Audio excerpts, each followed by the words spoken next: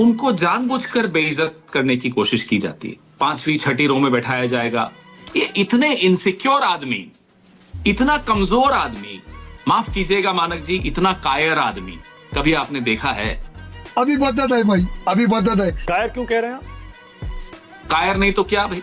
आंखों में आंखें डाल के विपक्ष के नेता को देख नहीं सकता। ये जैन जी के नाम से तो डरता है नरेंद्र मोदी, लेकिन जो जैन जी नहीं है, बुजुर्ग लोग हैं, बहुत अनुभवी लोग हैं, उनको कहिए सामने आए। पवन जी, इतनी कड़वाहट क्यों है? आपने कहा डरता है, जैसे राहुल गांधी बोलते हैं ना डरता है, आप भी वैसी भाषा यूज कर रहे हैं। क्यों हो रहा है पवन जी? इतनी कड़वाहट कहां से आ गई?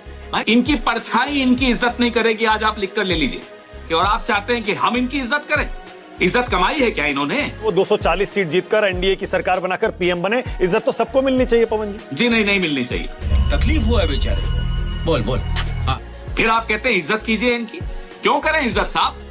रखें कनपट्टी पे हमारे कट्टा, इनका बड़ा मशहूर है ना, ये बड़ा इनको अच्छा लगता है ये सब भाषा। रखें हमारी कनपट्टी पे कट्टा, हम फिर भी इज्जत नहीं करेंगे इनकी। जाए एक बार नरेंद्र मोदी को विपक्ष में बैठकर और सवाल पूछते देखना चाहते हैं, और इधर से राहुल गांधी प्रधानमंत्री के तौर पर उसका जवाब दें।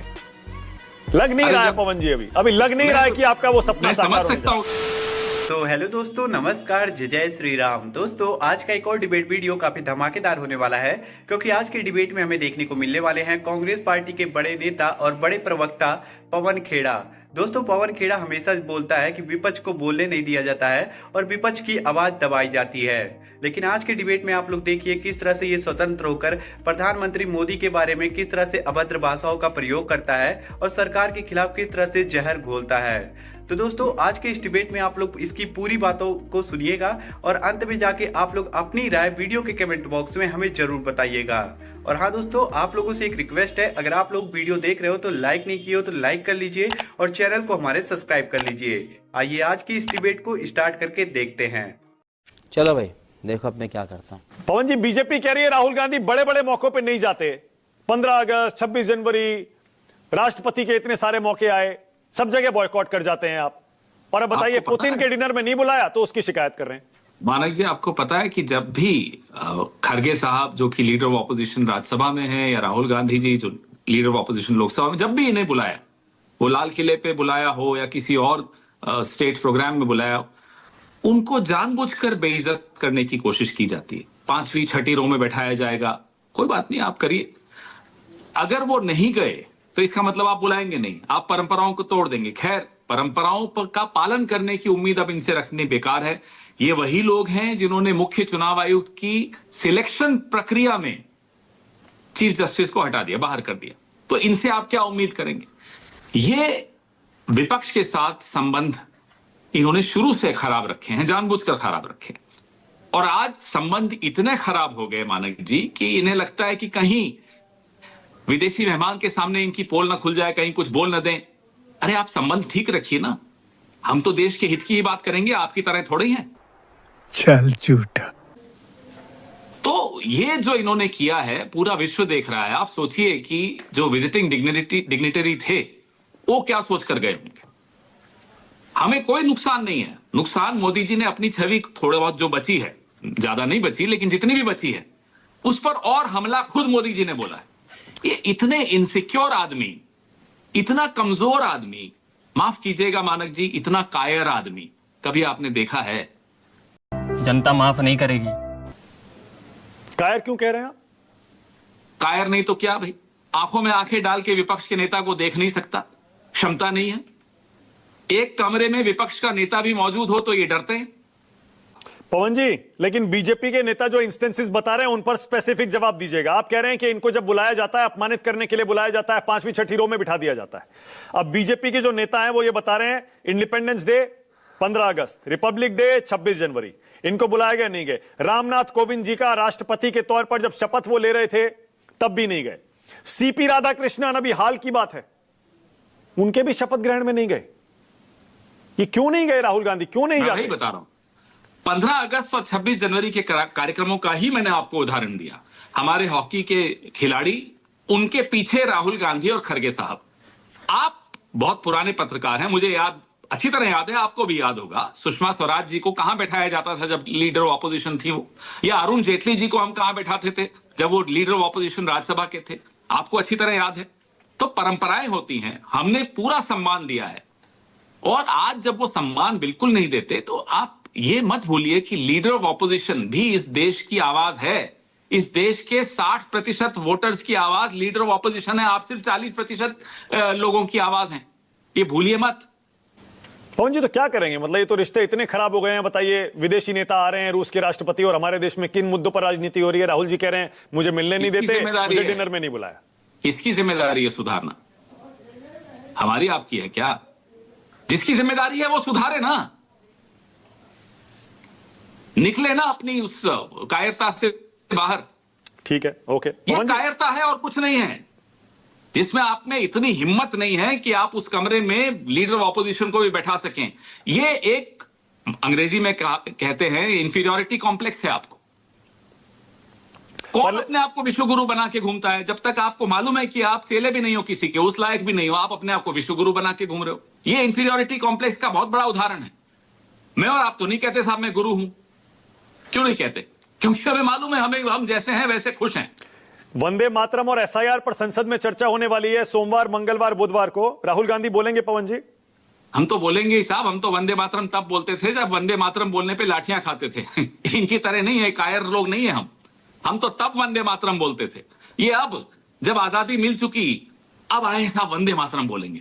वाह, कमाल है। दे दीजिए इन्हें भारत रत्न, दे दीजिए इन्हें परमवीर चक्र।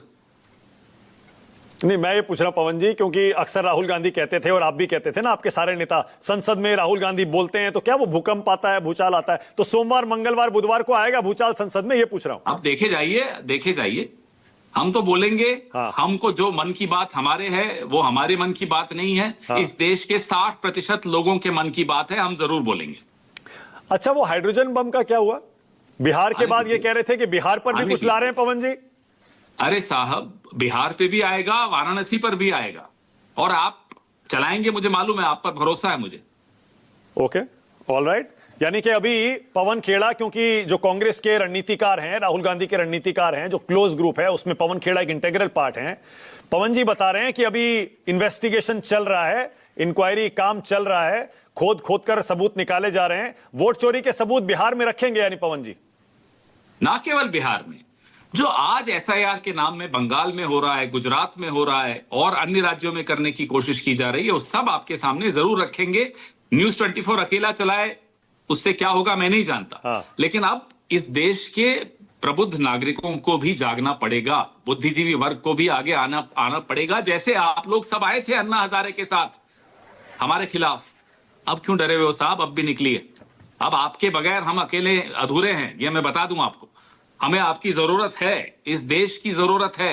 नहीं पवन जी, जैन जी के नाम से तो डरता है नरेंद्र मोदी, लेकिन जो जैन जी नहीं है, बुजुर्ग लोग हैं, बहुत अनुभवी लोग हैं, उनको कहिए सामने आए। पवन जी इतनी कड़वाहट क्यों है, मैं यही पूछ रहा हूं। नहीं रुकिए ना एक मिनट, पवन जी एक सेकंड। आपने कहा डरता है, जैसे राहुल गांधी बोलते हैं ना डरता है, आप भी वैसी भाषा यूज कर रहे हैं। क्यों हो रहा है पवन जी? इतनी कड़वाहट कहां से आ गई? भाई देखिए, डरते हैं तो बोल सकते हैं। इंग्लिश में बोलूं एक line, respect has to be commanded not demanded. ये क्या कमांड करते हैं रिस्पेक्ट? आज इनको प्रधानमंत्री पद से हटा दीजिए। चलिए मैं इनको बोलता हूं, आपको बुरा लगता है इसलिए। आज इनको प्रधानमंत्री पद से हटा दीजिए। सुनिए, इनकी परछाई इनकी इज्जत नहीं करेगी। आज आप लिखकर ले लीजिए, ये इस काबिल नहीं है कि इनकी परछाई इनकी इज्जत कर सके, और आप चाहते हैं कि हम इनकी इज्जत करें। इज्जत कमाई है क्या इन्होंने? जो मेरे सामने इस देश के लोकतंत्र की हत्या करता है, मैं उसकी इज्जत करूंगा? क्यों साहब? मैं तो कोई मजबूर नहीं हूं, मैं नहीं करूंगा। डाल दे जेल में डालना हो तो, आपकी मजबूरी होगी, करिए आप इज्जत, मेरी कोई मजबूरी नहीं है, मैं नहीं इज्जत करूंगा। नहीं, जो जनता से चुन के आता है, चाहे वो एलओपी बने, सुनिए पे चुनकर आए हैं पवन जी मैं ये कह रहा हूं, चाहे वो एलओपी बने 100 सीट जीतकर, चाहे वो 240 सीट जीतकर एनडीए की सरकार बनाकर पीएम बने, इज्जत तो सबको मिलनी चाहिए पवन जी। जी नहीं मिलनी चाहिए, इज्जत कमानी पड़ती है। नेहरू जी ने कमाई थी, आज उनकी इज्जत कर रहे हैं ये लोग, और आप उम्मीद करते हैं हम इनकी इज्जत करें? क्या ये इज्जत के काबिल हैं? दिल पे हाथ रख के अकेले में पूछिएगा अपने आप से, क्या ये इज्जत के काबिल हैं? पर जनादेश का ही सम्मान कर सकते हैं पवन जी। जनादेश का सम्मान किया हुआ है तो बैठे हैं ना, क्या हो गया उसमें, कर रहे हैं। और जनादेश के सम्मान के साथ साथ इनकी वोट चोरी का भी खुलासा कर रहे हैं। कहां है ये जनादेश? ये धनादेश है, जनादेश नहीं है। बोलने दे, तकलीफ हुआ है बेचारे को। बोल। धनादेश जी, क्या 10,000 रुपए की तरफ इशारा कर रहे हैं जो अकाउंट में डाले गए थे ना बिहार केवल चुनाव के दौरान? 10,000, ना केवल 10,000, ये जो अरबों रुपए खर्च किए जा रहे हैं, कहां से आ रहे हैं? इतने करोड़ों का एक एक सीट। आज महाराष्ट्र के एक सरपंच के गांव में 1 करोड़ रुपए बांटने के लिए भेजा जाए, आप कहते हैं वहां क्या जनादेश है? ये ज्ञानेश गुप्ता को जेब में जिसने रखा हो वो क्या जनादेश से जीत रहा है?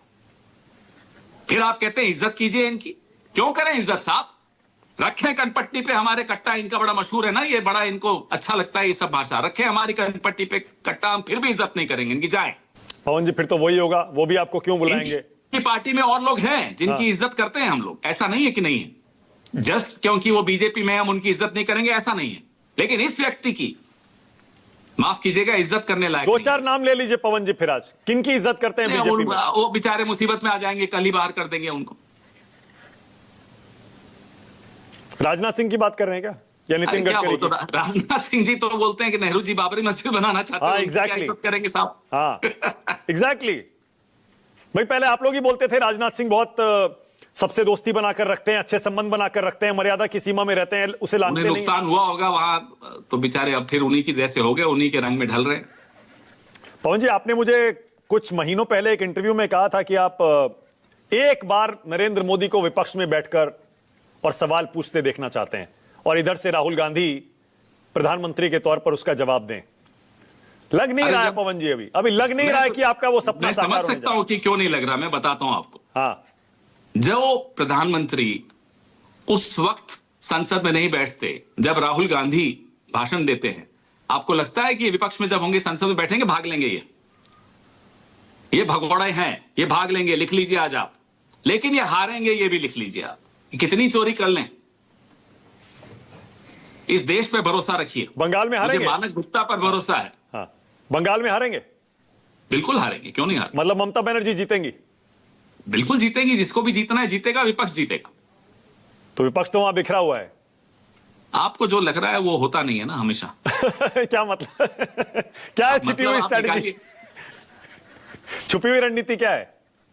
अब वक्त पे आएगी, सब कुछ सामने वक्त पे आता है। दोस्तों, आज के इस डिबेट में अंत तक बने रहने के लिए आप सभी लोगों का धन्यवाद। वीडियो में आप लोगों ने देखा किस तरह से पवन खेड़ा राहुल गांधी को डिफेंड करते करते प्रधानमंत्री मोदी के लिए कैसी कैसी भाषाओं का भी प्रयोग कर रहा था, और बाद में जाके जनता के बीच में यही बोलेगा कि हमें सरकार के खिलाफ बोलने नहीं दिया जाता है। खैर, आज के इस डिबेट के बारे में आप सभी का क्या राय है? आप लोग अपनी राय वीडियो के कमेंट बॉक्स में हमें जरूर बताइएगा। और हाँ दोस्तों, अगर आप लोगों को डिबेट वीडियो देखना पसंद है तो आप लोग हमारे वीडियो को लाइक कर दीजिए और चैनल को हमारे सब्सक्राइब कर लीजिए, क्योंकि हमारे चैनल पे आप सभी लोगों को ऐसी धमाकेदार डिबेट देखने को मिलती रहेगी। और इस वीडियो को आप लोग अपने घर वालों और अपने दोस्तों के पास शेयर करिए, ताकि उन तक ये वीडियो जाए और वो लोग भी इस वीडियो को देख सकें। आप सभी लोगों से हम जल्दी मुलाकात करेंगे एक और शानदार डिबेट के साथ। तब तक के लिए आप लोग अपना और अपने प्यारे परिवार का ध्यान रखिए। जय हिंद, जय भारत, वंदे मातरम, जय जय श्री राम।